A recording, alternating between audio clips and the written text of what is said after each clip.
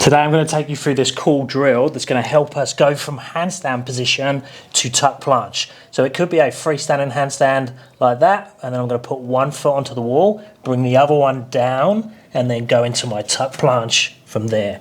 Now there's different variations we can use. I can walk down the wall, I can start to do it away from the wall, but let's go through those today. Now probably the biggest challenge with this drill is understanding how to take the scapula from that elevated position, and then when I come down, push into protraction at the right time so I can catch my tuck planche at the bottom. And what tends to happen is people will fall or drop really fast. And because the scapula doesn't have time to get into the correct position, then you just feel like you collapse, retract, and you'll just hit the floor with the knees. So the wall allows us to slow that movement down a lot. But before we get into that, we just need to double check that you have two things. We need to have a freestanding handstand. Now ideally you'll be able to do shoulder leans, so I can take the shoulder forwards and the feet backwards for repetitions. That's going to make it much easier to get your body in the right position with enough control. Now having that's really important because that allows you to slow the transition down much more. Now if you don't have it, that can be done against the wall. So this position, I've turned the hands out, I take the shoulders to the wall, and then I go back again. So making sure that you can do that for repetitions is very important. And then obviously we need to have some sort of tuck planche. Now notice how I'm getting into this. I'm going from the back and then I'm coming forwards with one knee and then the second knee.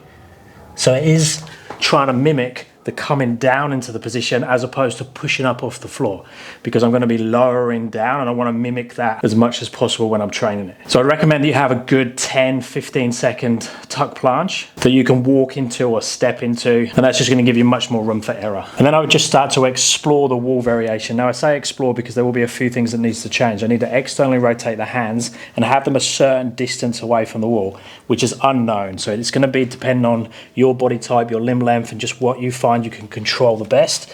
So go into that chest to wall position, shoulders nice and open, so mimicking the freestanding handstand. If you wanted to, you could even hold a freestanding at the top, and then I'm just going to walk down the wall nice and slow. Now at this point I'm starting to push up towards protraction. Now when I get here, step in full protraction and then go into your tuck planche. So you can fine tune that distance where your hands are. You can change how much weight you put into the wall as you come down.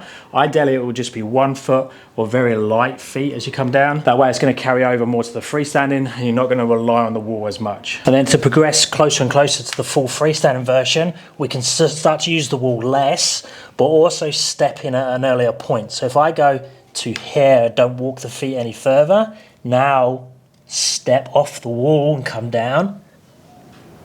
That's probably what 50% of the movement, and then I can just increase the height the foot is when I take that final step off the wall, so it's closer and closer to the freestanding handstand. And then once you can get it from like up here somewhere, I would just do the opposite direction, even try in more of a frog tucky position, and now try and get into that protraction round the back, and you should be able to do it if you're getting very high on the wall with the feet and not using it at the lower part.